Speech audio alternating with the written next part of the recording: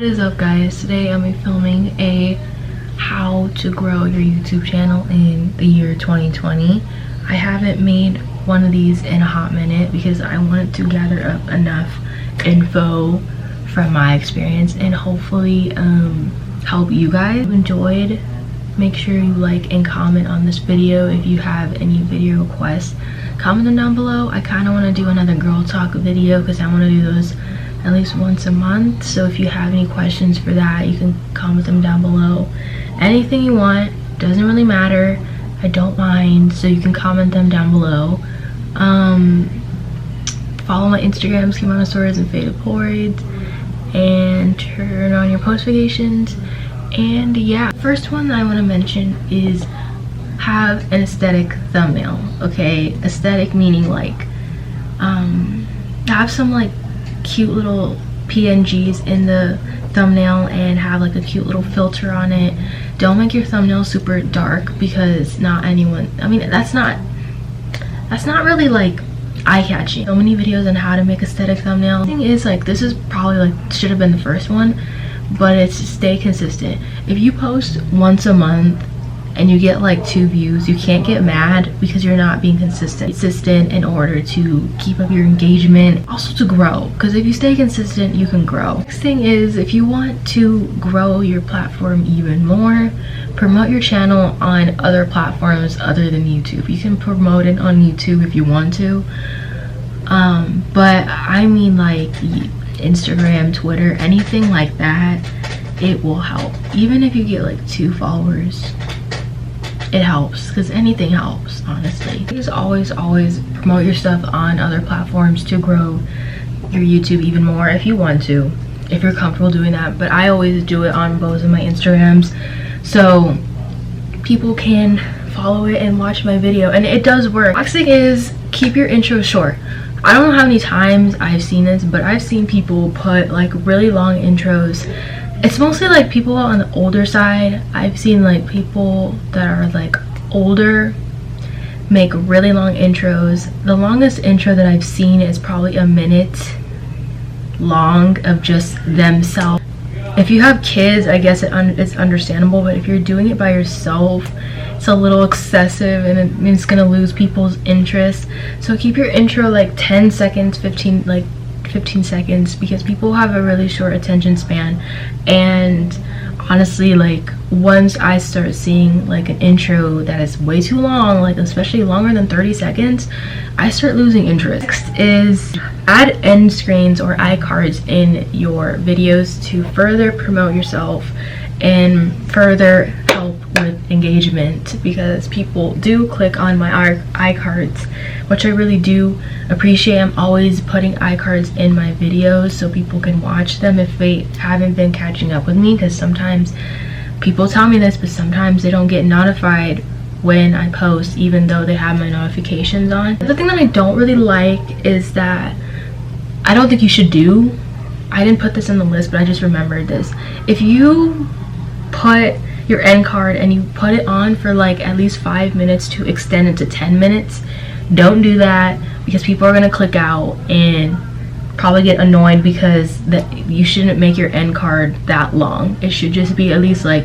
10 seconds long, maybe even 30 seconds long. It really shouldn't be that long. There's a lot of YouTubers that do this and it is kind of annoying, because you think that the video is literally 10 minutes and then their iCard is like a good half of it, which is really unprofessional. The thing is live streaming. I heard that live streaming helps with growing your channel if you do it a lot. It helps with engagement and helps with like growing, because like they see that you're like have a little schedule for yourself, and that people like when you talk to them on live stream or just in general, so they feel like they're a part of your little family, part of your life. The thing is, don't go overboard with sound effects. I don't think people go super overboard with sound effects anymore. Like back in like 2017, 2018, it's not as crazy anymore. But I'm just gonna say it just in case. If you're always using sound effects that are just really annoying, and some of them don't really need context, don't have context, it's really annoying, and some people do get annoyed by that, and you'll probably lose followers because of that. So you can add it here and there for comedic purposes, but don't overdo it, because the plan is to keep your audience engaged. And if you're using obnoxiously loud sound effects, it's not going to keep people engaged. Some people really like it, but if you're like me and don't really like it, especially if it doesn't have context to it, because some people just be looking down or drop a piece of paper and then they use a sound effect when it really doesn't really need it. So like if you depend on sound effects for your comedic purposes and not really your personality itself, it's really gonna get old really fast to people. I'm just being honest here. Like if you just depend on just sound effects and editing, like super over the top editing and not your personality, people are gonna lose interest in your videos. If you start a channel, well, if you want to start a channel, you can always start with your phone.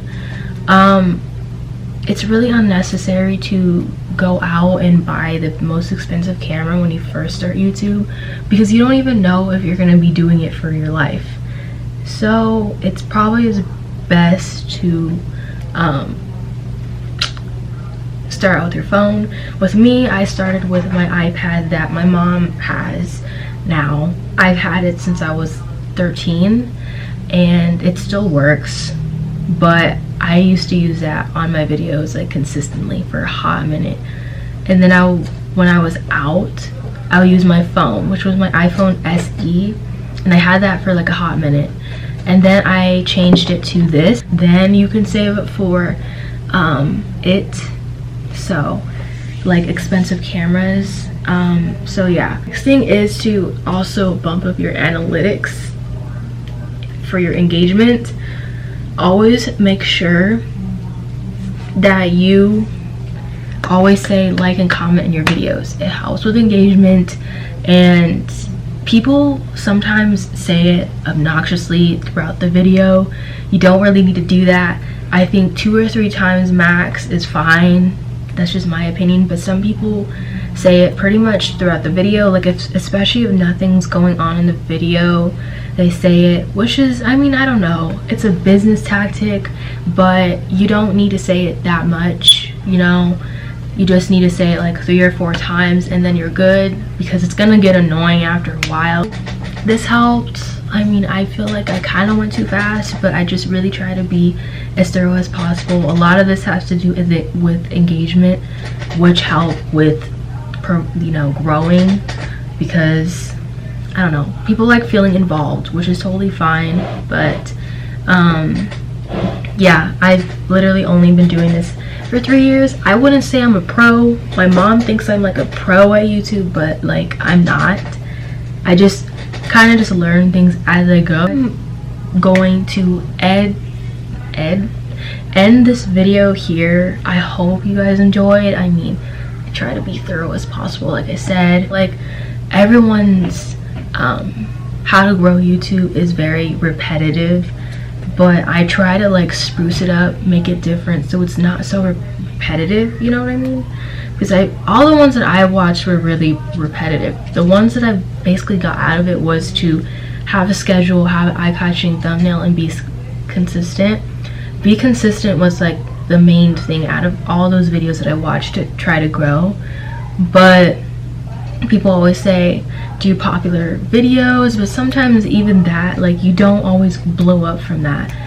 Even if you do a popular video idea that everyone else is doing, you're not gonna like pop off immediately.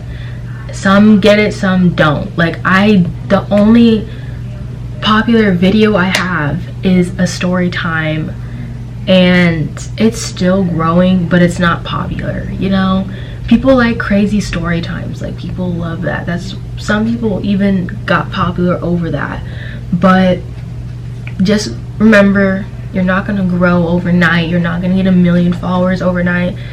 Getting to 1K took like a year, probably like a year or 2. I hit 1K I think in 2018, so it took like a year to get to 1K. But I worked really hard for that. And some people get it just from doing nothing. Some people get it from being associated with someone very popular. It just depends. Like, you know, that's what I realized over the years of being a YouTuber. Like, some people have it easy, some people don't. If you don't have it easy, you have to work extra hard because of that. So, you know, don't beat yourself up if your videos are not as popular as others, or don't get as much views. Like the other day I posted a vlog and I posted at 5. Don't do that. Don't do that. Okay, if you post late, it's not gonna do that well. Post at noon. I think that's good. Noon is good because everyone is on it at noon. Don't post really late or too early. If you like this video, comment. If you have any questions for my upcoming girl talk video, comment them down below. And yeah, I will see you in my next video. I need a burp, like super bad. But yeah, bye.